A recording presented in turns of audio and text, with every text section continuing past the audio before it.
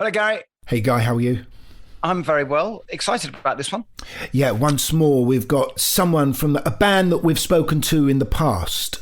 We had Kurt on from Tears for Fears, and after having Roland, and we've had Mike from Genesis, and now it's Steve Hackett. But Steve is much more those early years, isn't he? Well, and he's also a musician of incredible integrity. He jumped ship to follow his muse. You know, he's been absolutely true to himself. Rather than going after the pile in the countryside, exactly. as it were. Although I'm sure he's probably got one of those.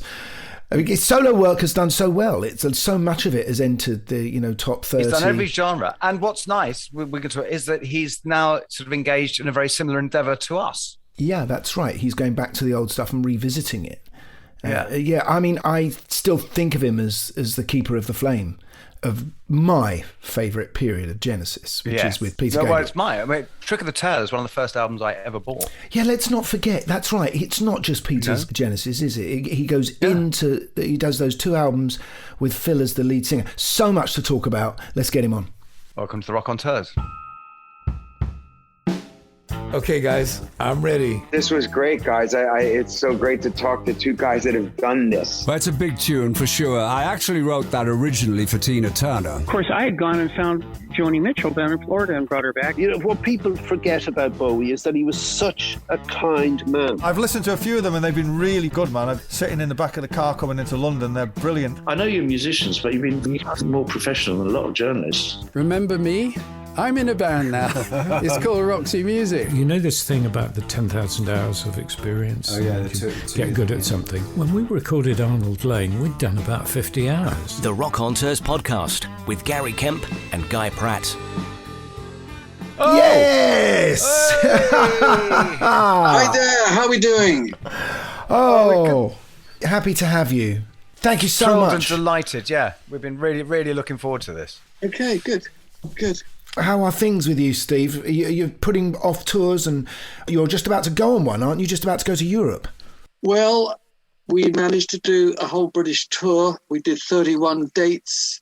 We did 3 nights at the Palladium and no passes. And then we did some Scandinavian stuff. We did 5 Scandinavian countries and a couple in France. We did Monaco, we did Paris, and it was amazing.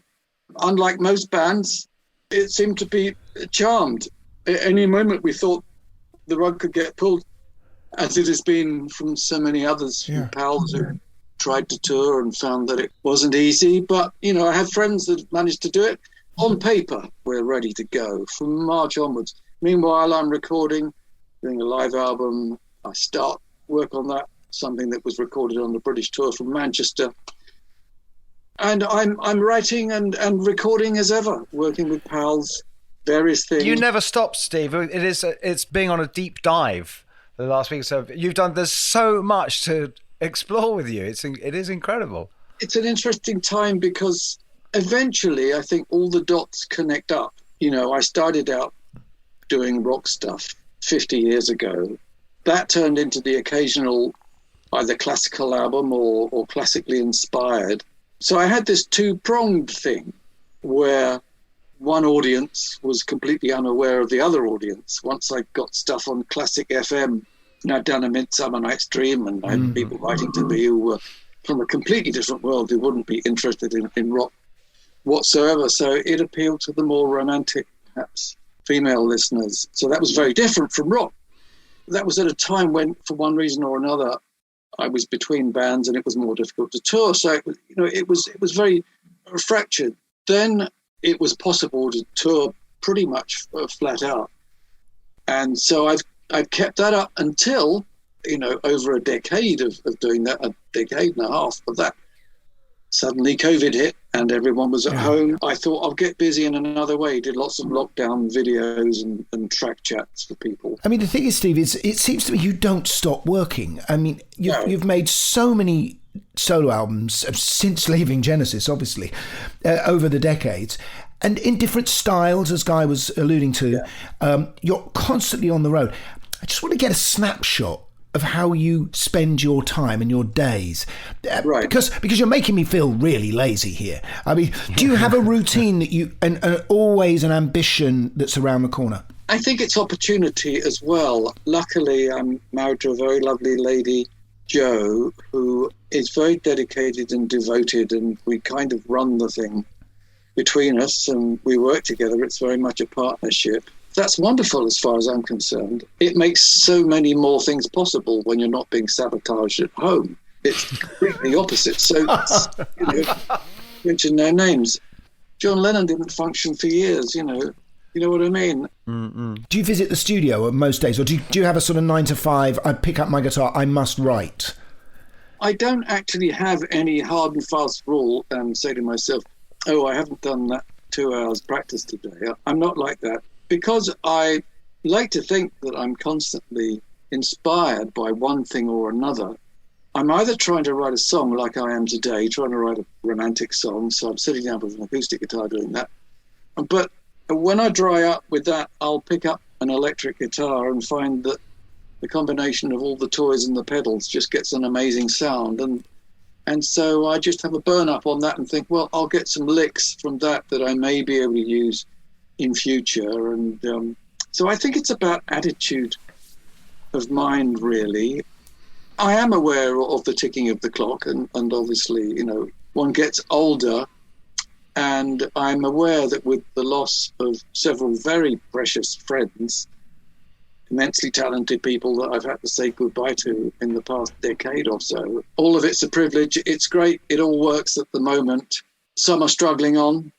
Others, it's as if, they get better and better. Certain people, there are classical musicians who may no longer look like a spring chicken, but they have still amazing abilities as musicians. So I think, the idea that you can fall back on that, once your teeth, your hair, your hearing has gone, perhaps you can just rely on muscle memory or something like that. But that's, isn't that the story for all of us?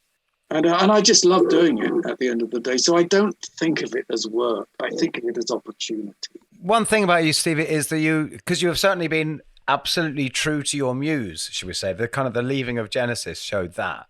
Yeah. That must be a brilliant thing to drive you. It's always just going to be the music rather than whatever opportunities that affords. Yes, I'd agree with you there, yeah.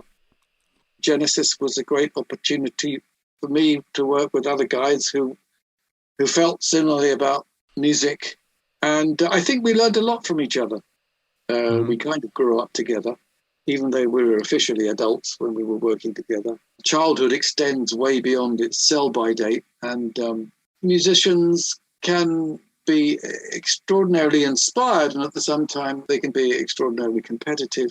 And so, certain things wouldn't really be worthy of, the great people that you're working with. But I found that Genesis, if I'm being completely honest, was thrilling for me in so many ways. And I was a fan of what each of the guys brought to it. Whether they all felt the same about each other, I don't know. I think, there was the competitive side of it. And I think that's why the band was in abeyance, an abandoned place.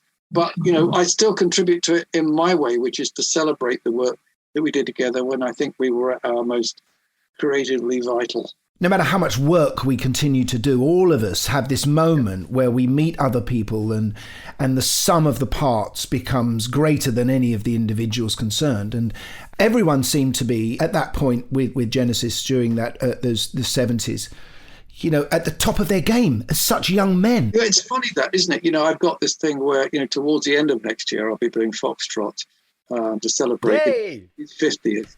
And at the time when we did the album, I thought the game's up, people aren't going to like this. It's too much for them.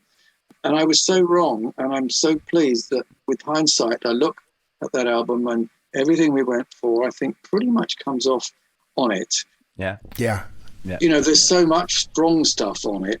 So I'm very proud of it and happy to do that. And what's funny, because Gary and I are involved in a very similar enterprise. I don't know if we're in this band with Nick Mason doing the early Floyd stuff. And again, it is a fantastic thing because it's done in such a way that if not new, it becomes fresh and it kind of has a new life rather than it's different to a tribute band playing again. Yeah, but this is the new classical music as well. This is like, people are going to be doing Beethoven's Ninth forever. They'll be doing Foxtrot. Well, this is it. At the end of the day, unless those who who did it in the first place. But I suspect Floyd tend to celebrate their past, whereas only up to a point. Sometimes there's a sort of aspect of denial and, oh yeah, we did that when we were students with beards and all that, you know. It's great that, you know, the whole of Floyd's history gets celebrated. So it's up to, you know, you no longer need the sanction of everybody to say, you know, yes, I was part of this. I put this together with everyone else. I'm going to take it out and I'm going to do it. It'll be my vision with like-minded people who will celebrate it and not denigrate it. That's so important. And that's the way the music survives. Yeah. I don't think this is nostalgia on my part, even though, you know, these were such important albums to me growing up as a kid. And you're playing in particular, along with some other guitar players that were in my universe at that time, really affected me. I mean, I was really drawn to the folk quality of what you were doing, plus the melodic stuff, which, you know, I think, I'm guessing, took some influence or inspiration from Robert Fripp. I can hear Robert very much in your playing, you know, the elongated sustained sound. But also at times, you know, I mean, on a track like After the Ordeal, where you play the beautiful, when you go onto the electric, there's bits of Mick Ronson in there, elements of glam rock even. I think that musicians become each other, they are each other, and we all influence each other. Whenever I've gotten together with other guitarists of a certain stature, I've been amazed at the things they reveal. I mean, for instance, some years ago, I was working with Brian May, and he said, oh, you know, the stuff you did on Musical Box influenced me. And I thought, oh, hang on a moment here. This is from an album that didn't exactly set the world alight at the time, but that track, Musical Box, I see what he means, yeah. You know, there were about 3 different guitar solos on it, you know, one of which was virtually acoustic, sped up. The other one was rockier. Then at the end, you get the harmonies. I thought to myself, well, Christ, I think he's been more of an influence on me than I've been on him. It's kind of nice. It's lovely. You know, you'd be surprised. People that I hold in great esteem have been, you know, prepared to admit, you know, that there's been some influence. So we are each other, we become each other, we influence each other. Yeah, but there's a point on that I wanted to make, Steve, which what I find interesting is I remember when I was into your stuff early on, that you were very much this great virtuoso musician, not so much the guitar hero in the traditional sense that, you know, as the Jimmy Pages and the Townsends or whatever. But what's interesting is that you became the absolute godfather, the touchstone for the 80s guitar hero. You know, all that stuff, you know, sweep picking and tapping and everything, all the Eddie Van Halens and Yngwie Malmsteens, and all these incredibly ostentatious guitar players, which is the last thing you were.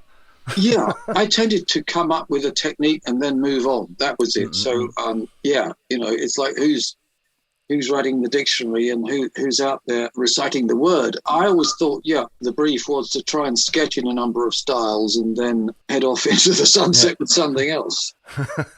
So I suspect in more recent years, I've become more literal and fallen back on certain things. I thought, okay, well, tapping. Okay, well, so if I was doing that in 71, why shouldn't I use that now? So on the last thing that I did, it featured much more sort of technically driven stuff. And I figured I was allowed to do that. But if there's a God in music, I think that melody has to be part of romancing that particular stone. So. But that's exactly what I was saying earlier when I was talking about After the Ordeal, which is a beautiful melody. And let's not forget, you know, Firth, which is so melodic, you know. And I mentioned Robert Fripp because I think, you know, he understands that use of yearning that goes into his music. Talking about influences, just a minute ago, I was listening. I've been listening to Musical Box, which I'm, you know, never need an excuse to listen to those old Genesis tracks anyway. But it did occur to me that the Touch Me Now stuff that Peter's doing at the end, Touch Me Now, which is a great moment live, you know, the audience becoming part of that, was taken by Bowie on Rock and Roll Suicide in Give Me Your Hands, which he says at the end, give me your hands. Well, again, there may be some influence. I wouldn't know, you know. No, it's just, you know. It's something that seemed obvious to you. But we also, this is something that we'll all do. We'll all try to link the things that we like to the other things that we like. But I understand that moment. That was always the moment that took off. So you felt you were on the home straight once it was Touch Me Now. So you've got this sort of childhood suddenly becomes adolescence, and it depends on your interpretation of an extremely symbolic lyric in the first place. So Yeah. It's that yearning. We need to go back to your younger days. What inspired you as a young man? I mean, your brother was a big part of your life musically and still is, yes. You know, as a flautist. Yeah. Tell us about growing up and how music affected you. Just one, because you are that quite rare thing, Steve, like Gary and myself, in that you're what I would call a proper Londoner. You grew up in Pimlico. Yeah. I grew up in Pimlico in the shadow of Battersea Power Station. So in the shadow of what would become Pink Floyd's, and we're back there. Most iconic album cover, of course. Flying Pigs were excluded, had yet to be at that time, but I grew up in the housing estate, which was literally on the other side of the water. The heating came from the runoff water from Battersea Power Station, right. Didn't it? Yeah. I had friends who grew up there. Yeah.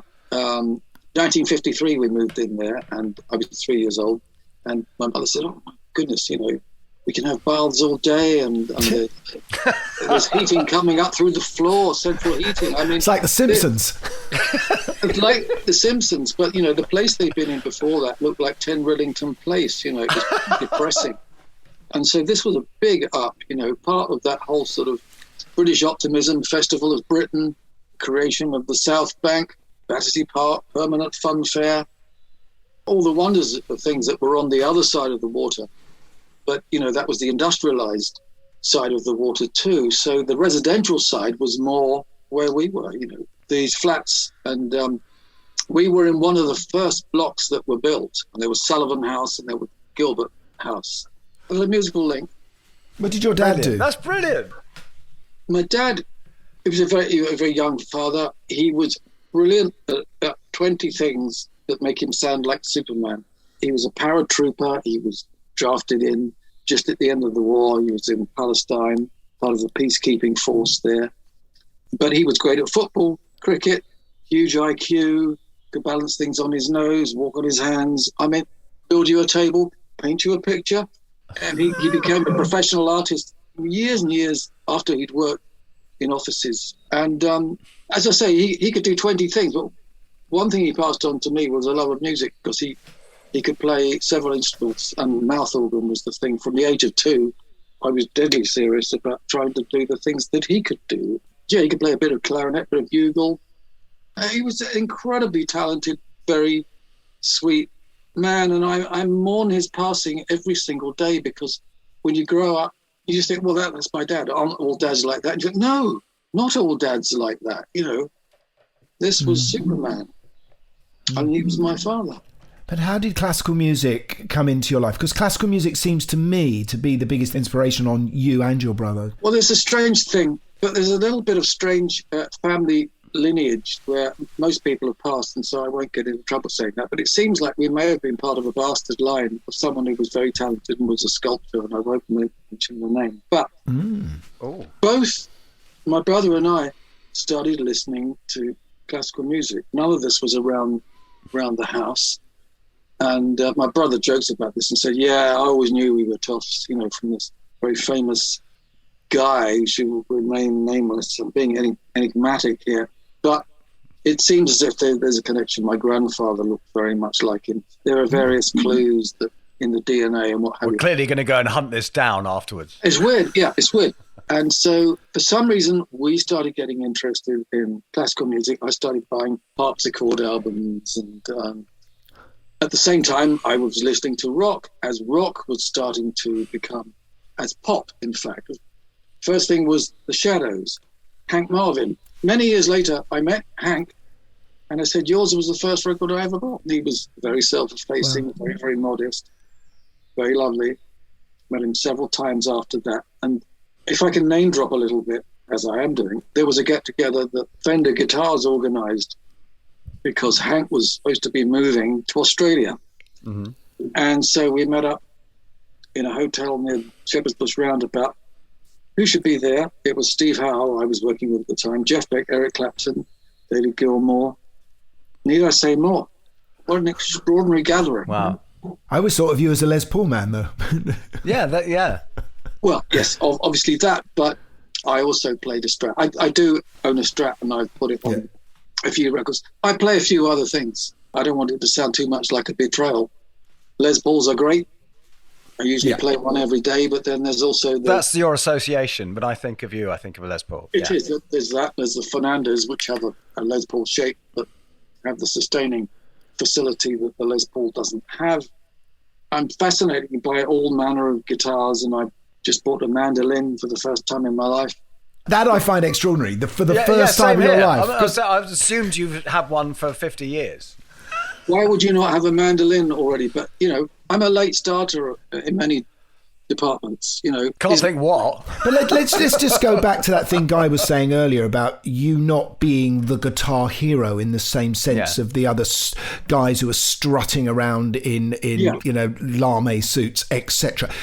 I was quite taken as a kid by the fact you sat down on stage and played. You were the only rock band who had a guitar player who sat down that I knew of. Which is playing the long game, isn't it? That's knowing that I might still be doing this when I'm 80. There was also that, I was thinking that there was tremendous dignity with Andres Segovia, who as an old man was playing, probably not much older than I am now, but what was coming out was extraordinarily eloquent and a living miracle as far as I was concerned. But when I joined Genesis, they said, "Oh, do you mind sitting down?" Because we all sit down to play, apart from Pete Gabriel, who's running around doing everything, wearing flower masks and being the show. We were like the pit orchestra, I was thinking, we just sat down and played the music. That's Band of Toffs, isn't it? Would you mind terribly sitting down? Would you mind terribly sitting down? Would you mind keeping your head down? Fine. I will be anonymous, but you mentioned Robert Fripp, of course, who was the most famous guitarist to sit down ever since Les Paul, as far as I'm concerned. Well, Mike had to sit down because of the bass pedals, didn't he? I think there was an aspect of that. Yeah, he had these Vox bass pedals, first of all, before he had the Taurus ones, and the Taurus ones were a big feature. But what he said to me as a kid was, you're sitting down because you play better that way, and your playing is much more important than the way you look. Mm-hmm. And I think that was a bit of a statement. I just want to jump to you being in your earlier band.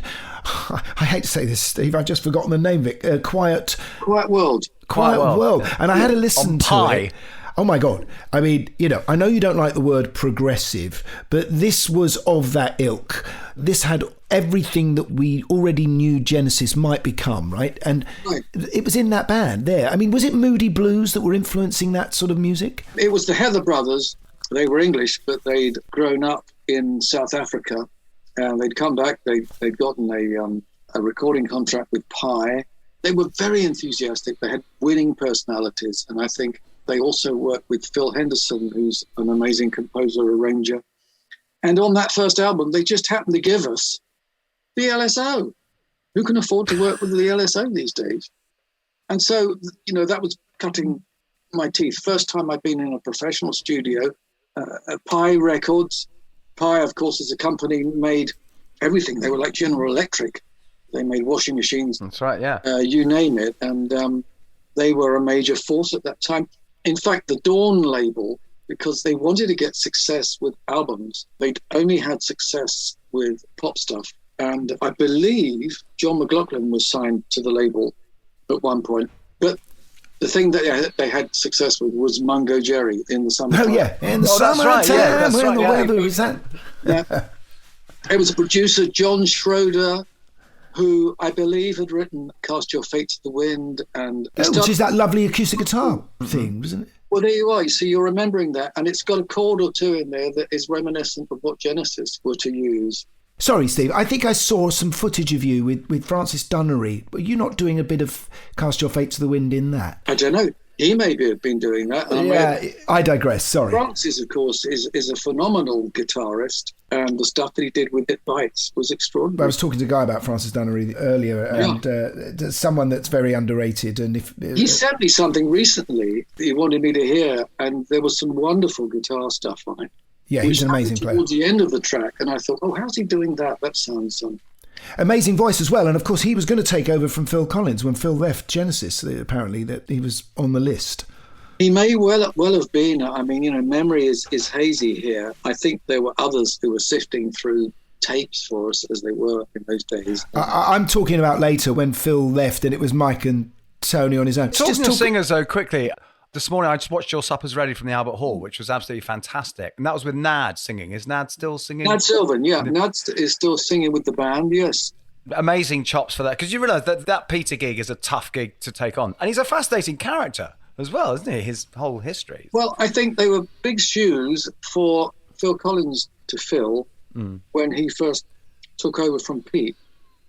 But he'd been singing like Peter for a while, hadn't he? He'd been sort of double tracking his vocals. So they had a similar tone to their voices. I mean, completely different writers, but whilst there was a commonality with the songs, if you weren't looking, because they obviously looked very different, their presentation was very different. You know, Pete was much more... He was gorgeous back then, he was. Oh.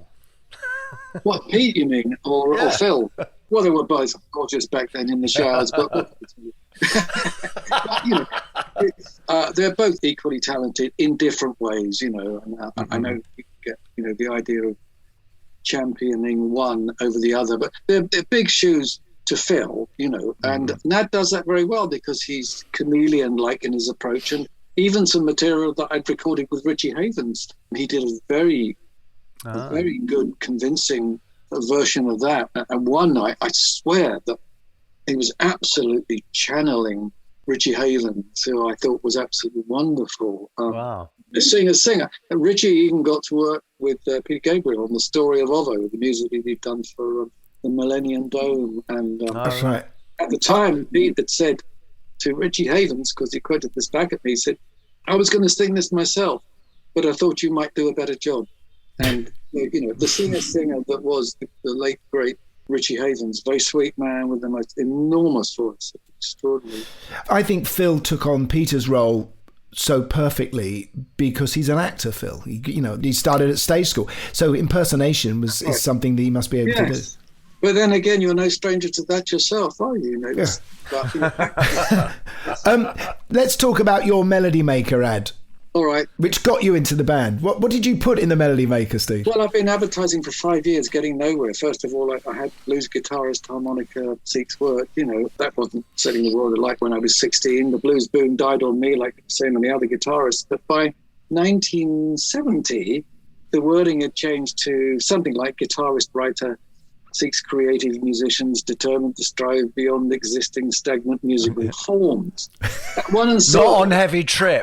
Word. Can you imagine this? So I had enough money at that point, having done enough odd jobs, to stick in this tome of an ad. And I was saying, there was an able accordionist who was in there every week. He carefully worded that, and I thought, well, my ad has got to stand out. And Pete said many years later, there was something about the ad. I think, it wasn't just going music guitarist Clapton style seeks work, and there were plenty of those.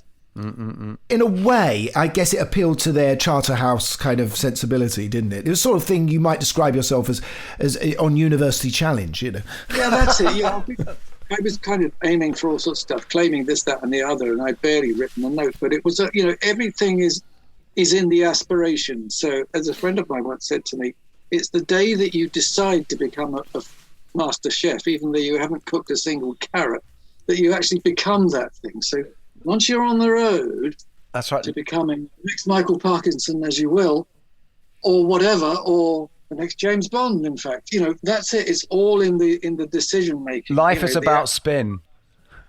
Yeah, well, life is about spin. It's faking it to make it, and but the decision making process, or perhaps those decisions are made for you. So who called you, Steve? Who looked at the ad and called you? Peter Gabriel called me.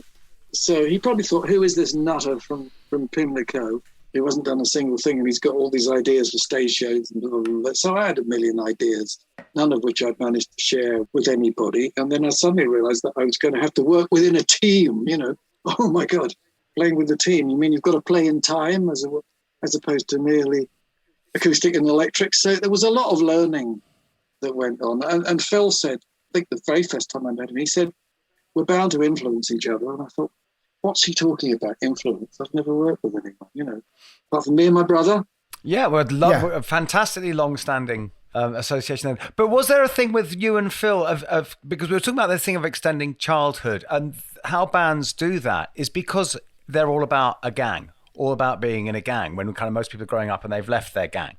And you've got this, like the Charterhouse boys, and then there's you and Phil, who are the two outside. And I get the feeling from stuff you've said in interviews before that always kind of was a thing. Because actually Peter himself has said there was a thing about being at Charterhouse about being bred to be leaders of men. Yes. Yeah. I've often joked about this, and I'm sorry if I say it again, but I was thinking, each of Genesis were, at that time bred to, and I would include Phil in this because he'd been through the grounding of theatrical school and singing in Oliver and tap dancing and all the rest. He wasn't a regular working class kid, was he? Well, exactly. You would think he was, but actually it's not quite that. He was down the mines at a very early age. So I think that, along with the rest of Genesis, I think that they were all capable of leading a charge in the Crimea without flinching. They were designed to be the next Viceroy of India. And sacrificing the ones beneath them. Well, that's it. I think, the idea of the fagging system, and unless the Americans say, fagging does not actually mean sexual variation. What it means is that you're given this young slave to do your bidding, and you practice giving orders. To warm your loo seat for you. Is that what you were doing, sitting down, Steve? That's right, you were warming Mike's seat for him. I'm not a child house boy. I didn't come from that privileged background. No, working class me, mate. That's it. But did you find yourself bonding with Phil on that first album? I mean, yes. Obviously you wrote For Absent Minds together on that first album. Did you not? Is that? Yeah, we started working together because I think we very much felt like new boys, and the others were up and running as a songwriting team already. So there was some history there, and so we started writing stuff together. And I thought, yeah.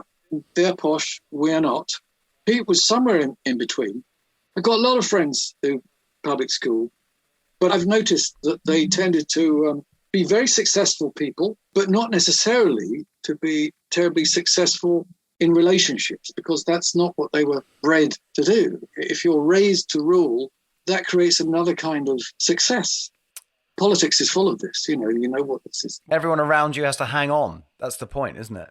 As you move forward. That's it. If you were at public school and it was the First World War, you were automatically part of the officer class, never mind whether you had any, remote shred of humanity, sanity and all the rest. I think what you had in common, though, let's face it, certainly between you and Tony Banks, is a real intelligence in music. You weren't going to go for, 145. You were exploring chord sequences and time signatures that, that's the commonality between you.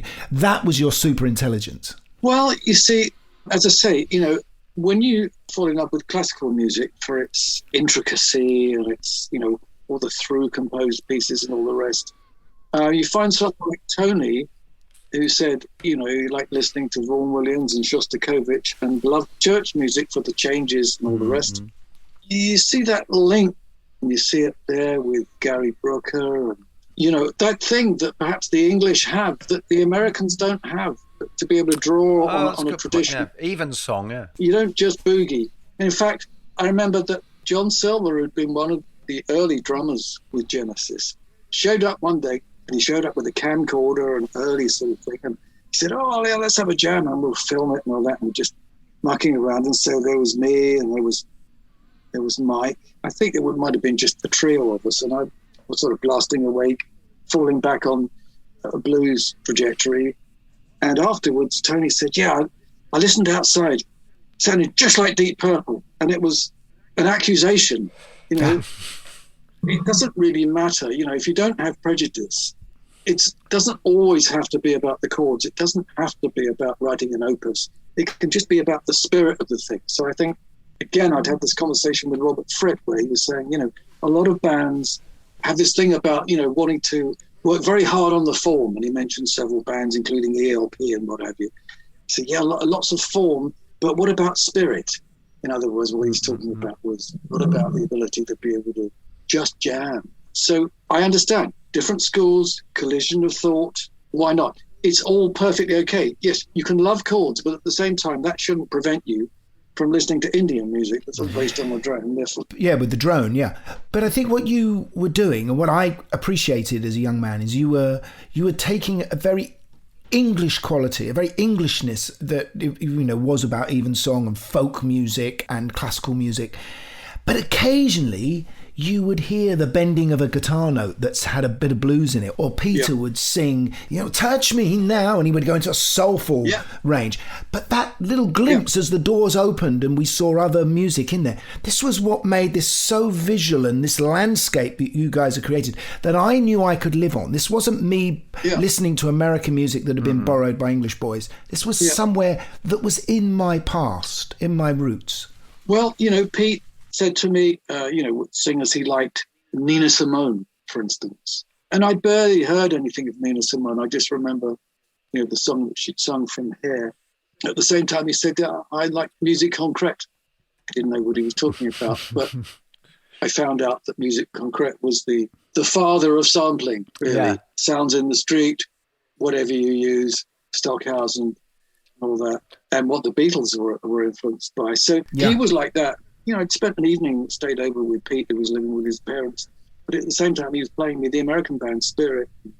He liked the long, sustained guitar notes. So good sound, taking that on board, the idea of sustain. But do you not think also, sorry Steve, do you not also think that part of it is just that classical musicians, people who wrote classical music, just use classical instrumentation? The fact is that why not write classical music using these fabulous new set of instruments that have been made? Well, that's extremely valid. I remember, working with Nick Magnus, who I'm going to be working with tomorrow, fabulous keyboard. He said when he first got a Prophet 5, which was one of the first polyphonic synthesizers, he said, if Bach and Beethoven had been around, they would have used this, because they did. They used the technology of their day.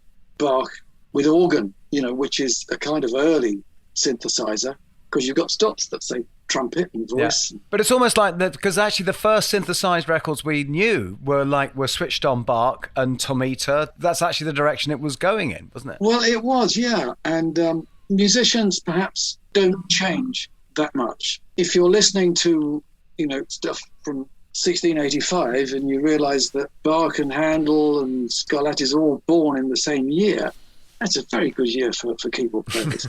And even further, William Byrd, I borrowed this record when I was at school from the music master, and he said, have a listen to this, The Earl of Salisbury. Yeah, I know. And I'd forgotten about that piece for years. And it was John Remborn, another wonderful guitarist who's passed, who did this album, Sir John, a lot of Sir John. And the first piece is acoustic guitar playing that same piece with glockenspiel on the top, so you get the sort of tinkly sound with Terry Cox on the top. And I remember it was one of the hit folk albums of the year. It's still gorgeous when you listen to that. His playing was wonderful, very self-effacing. Talked about his early years as, it was all a bit of a hodgepodge, and then I went back to school to learn how to do it properly. Well, people don't really have to learn to do it properly. I think, it's the intention. But at the same time as this was happening, there was all the sort of Cecil Sharp folk revival that was going on. And that's probably the irony with Charterhouse Boys trying to do things that were, back to the soil. But your relationship with Mike, I think, is something I'd like to look at, because there was a folk style that went on in this 12-string playing. I mean, Tony played 12-string as well, quite a lot. This was quite a unique sound. Where did this come from? Well, you may have met Mike yourself. But he's been on the show. We've had Mike on the show. I've known Mike for years. There we are. When I first met Mike, unlike most guitarists, he said, one of his favourite guitarists was Joni Mitchell. Not for her voice, but the guitar style. He liked the way that worked. And so, yes, largely arpeggiated work or drumming. But then Mike also said, but I also like the heavy stuff, Led Zeppelin. And I thought, each of these guys in the band are coming from completely opposite schools of thought. Phil was listening to Mel Torme, but at the same time, he's a drummer. Every character, it seemed as if they embodied two people, with completely polar opposite tastes, or so it seemed. So Tony was a great fan of the Beatles, but at the same time, there would be this more obscure classical stuff unless you're seriously interested in music. Well, I think that's what made up the strength of the band, the fact that we could become, different schools of thought. We could mix it up, mix and match. Yeah, so because that dual 12-string thing, as you guys said, was just such a beautiful trademark. I mean, it is such a beautiful thing. I'm amazed it wasn't just nicked by everyone. But it's one thing, as soon as you hear it, go, it's Genesis. Before I joined the band, funnily enough, I had a 12-string and I had to sell it in order to get my first Gibson. And I thought, is it terrible? I've got to sacrifice this to get this. And I remember didn't have the money to buy their album when they talked to me, and no one gave me a free copy. Go down to the local record shop, and my brother and I are listening booth, and we thought, oh, what is that sound? It sounds, is it guitars? Is it keyboards? Is it, it could be a pride of harpsichords or harpists for all we know. It was stringed instruments, but you couldn't really tell what the source was. And Tony used to like to put through his homemade cabinets. Leslie's. There we are, Leslie cabinets, And so the lines were blurred even further. Got a guitarist like me who wants to sound like a keyboard player with tapping. You've got a keyboard player who wants to sound like a guitarist and wants to be able to bend notes, which he couldn't do until synths were out. So we were sort of jealous of each other's capabilities. We've got lots of iconic moments that we need to get onto. I just wanted to get your memory of that first time when Peter came on stage wearing the fox's head and his wife's dress. I believe that was something in Dublin. Was it in Dublin? It was in Dublin. Because it upset the band. Boxing stadium. And suddenly he came on wearing a dress on fox's head. But I think we didn't bat an eyelid. We just carried on because you do. Head down. Mike was saying that Tony was a little bit, they were a bit concerned that they had gone for the theatrical too far. Well, I think that he'd learned that the best way to get anything done within the band, he was always critical of of composition by committee. Again, it was over my head, didn't know what he was talking about. He's talking about a band writing together. Mm-hmm. I think that if he had run these ideas by the band, do you think I should wear this gold necklace? Should I wear a fox's head with my wife's red dress? Should I wear a box on my head? Should I wear bat wings and the cat suit and day-glow makeup for Watch of the Skies? I know what the answer would have been.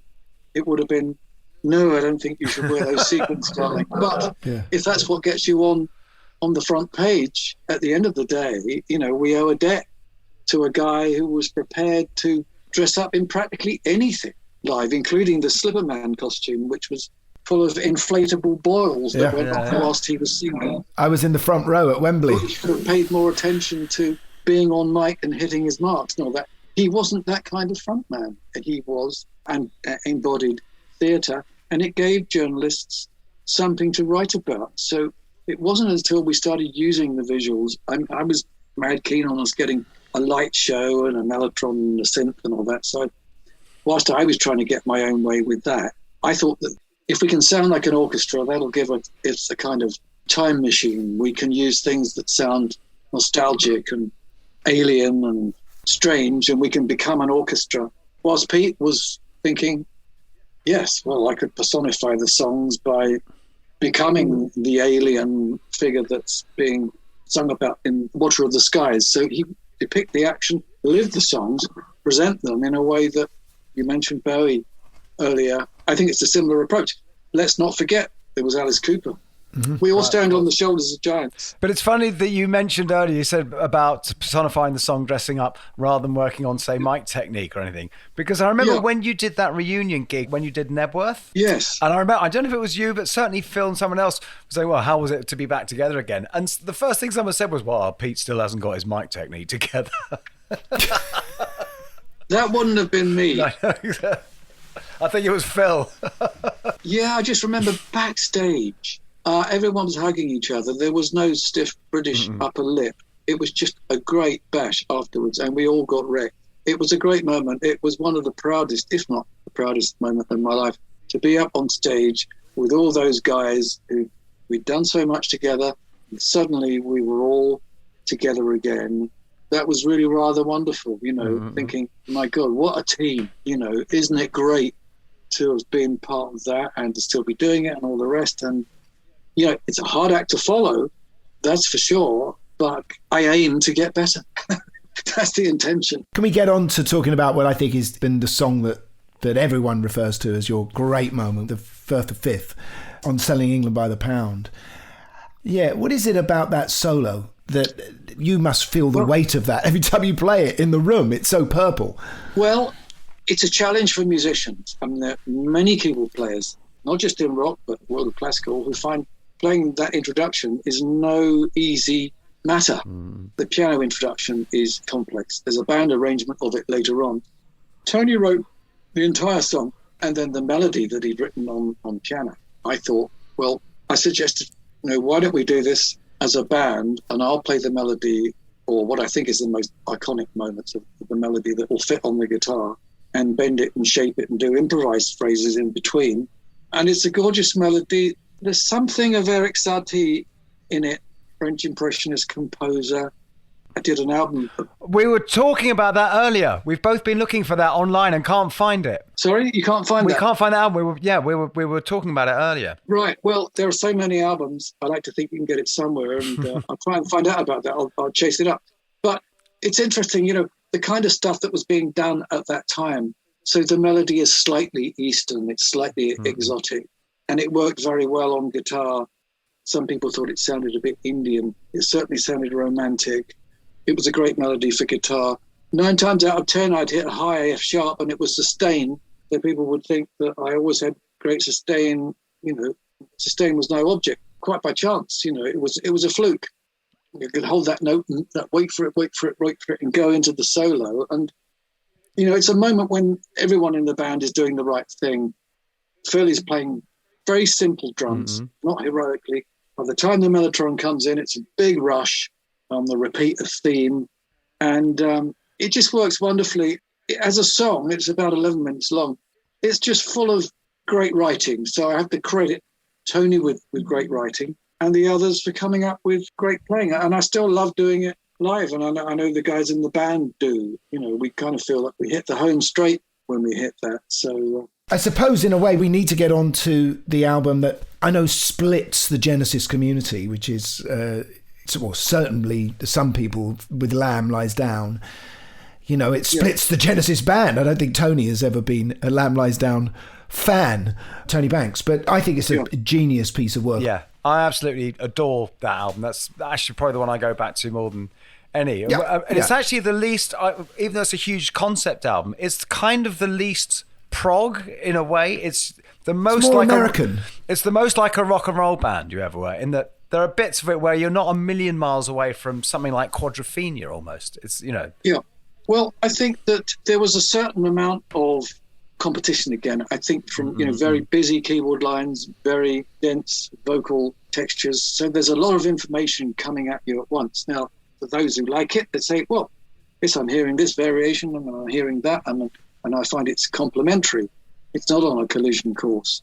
I wonder if, the absorption of musical ideas has got a lot to do with when you're listening, when you were young, when your hormones are raging, and you always remember the music of adolescence, perhaps, and that extended childhood that we were talking about. And when music hits you at a certain time, as indeed, the Beatles did for me, it kind of starts with the Shadows. It's the Beatles, then it's the Stones, it's all the blues guitarists, and then there's the huge game changer that is King Crimson, where you're getting this broad-based approach. There's jazz, there's epic stuff, there's classical influence, there's a hint of moody blues, there's the pastoral stuff, but it's all very, very driven by precision, and the aim was very different from the idea of being another Cream or another Jimi Hendrix experience. It's not solos into the night ad infinitum. It's the world of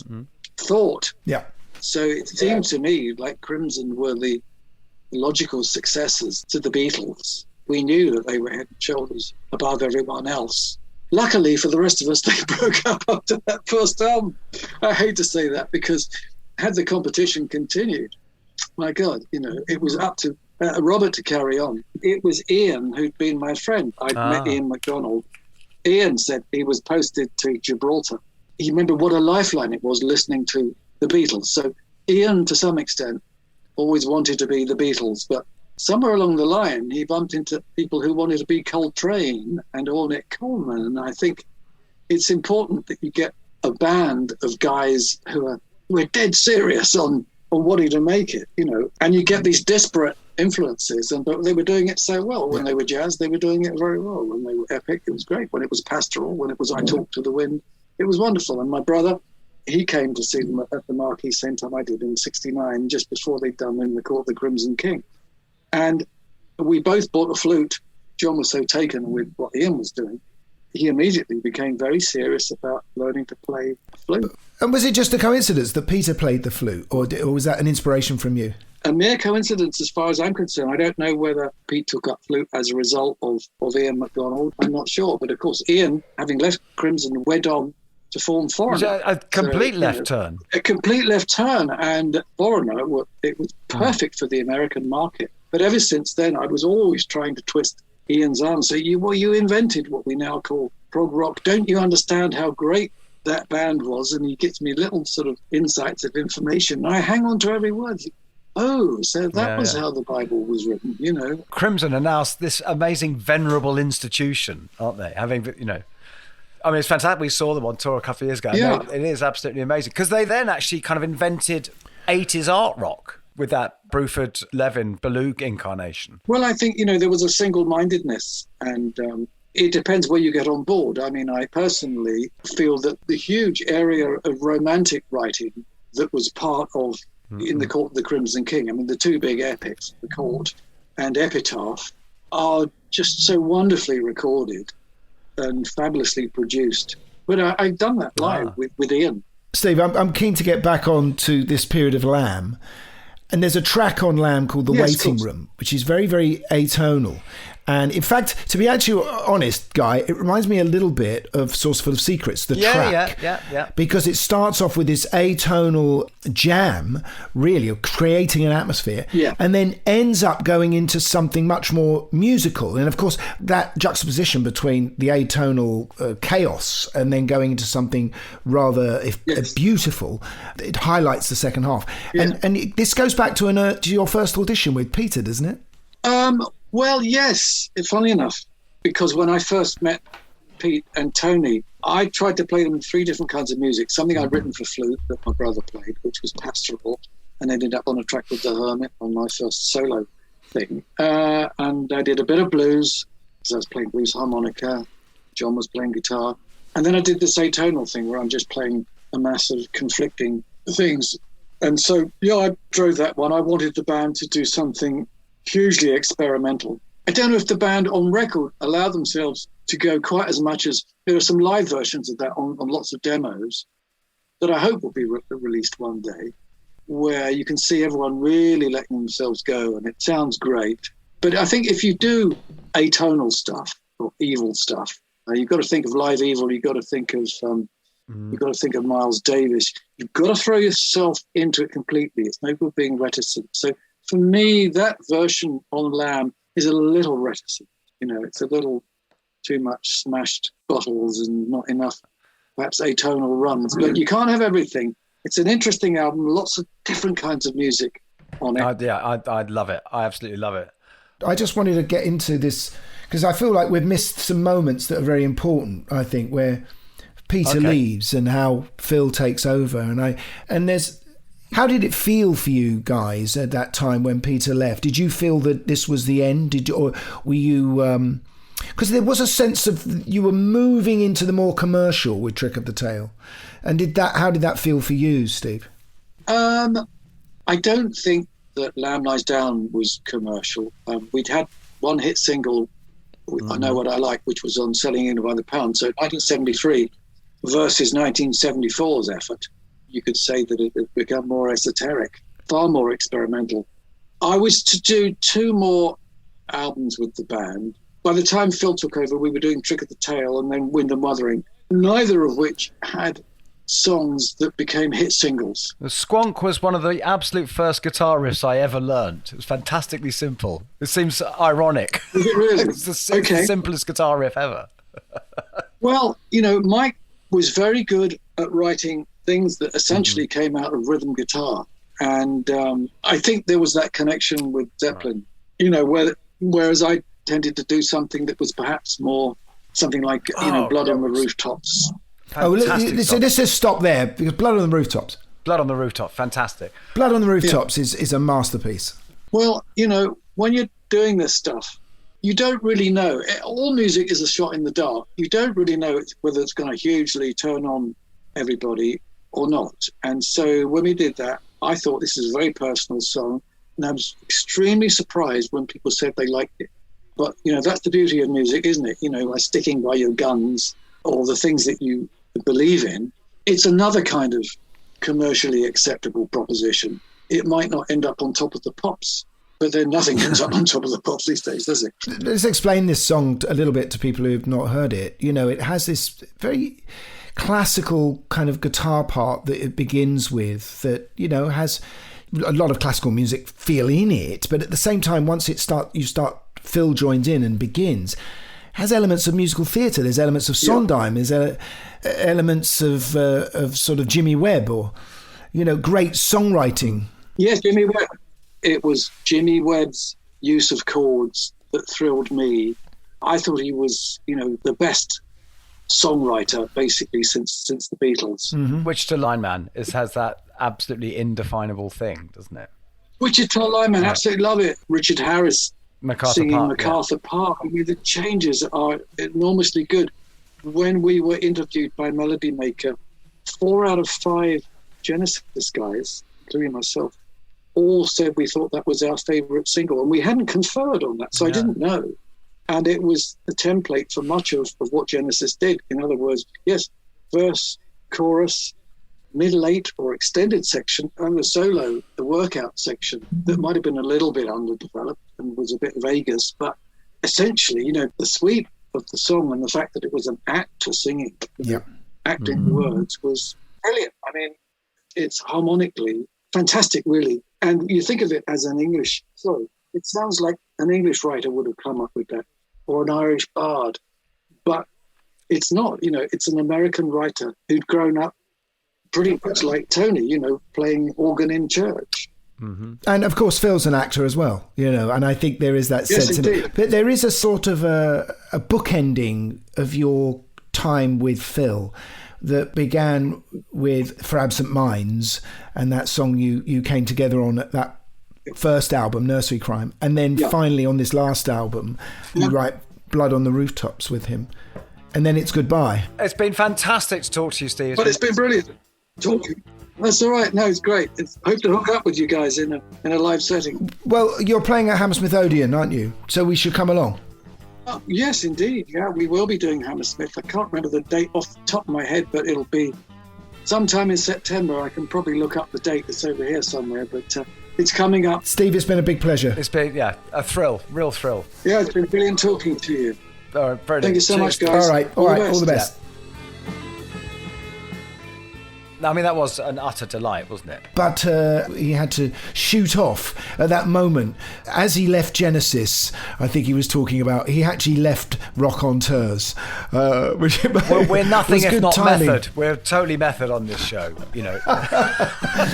We still had an hour and a half of him. So, as you know, from his myriad of solo records, all in different styles, Steve isn't short of an idea, and there's so many different angles to him, and I think we got a lot of that flavour of that today.